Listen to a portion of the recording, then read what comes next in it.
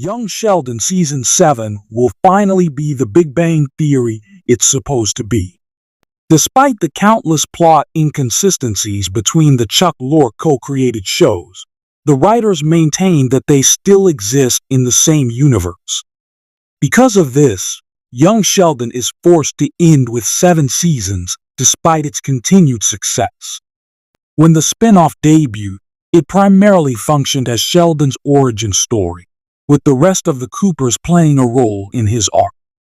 In recent years, however, it has become more of an ensemble, with the rest of the family having their own compelling arcs. Based on the ratings, the shift in storytelling proves to be effective. Young Sheldon Season 6, which focused more on other Cooper family members than Sheldon, posted show-high ratings, further backing this idea.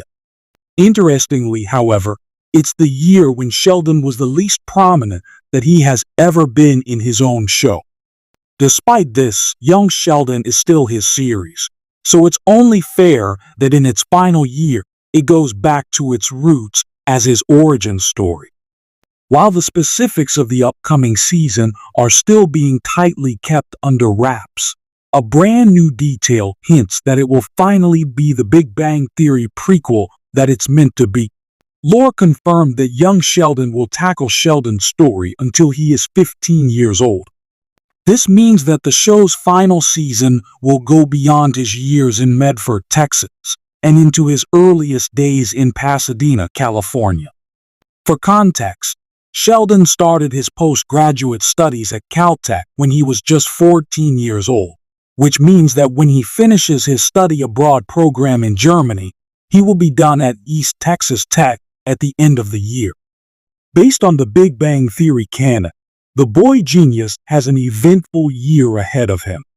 Aside from his big move, George's impending death also nears. Exploring Sheldon's story at 15 means that the prequel will show at least his earliest days in Pasadena in Young Sheldon Season 7.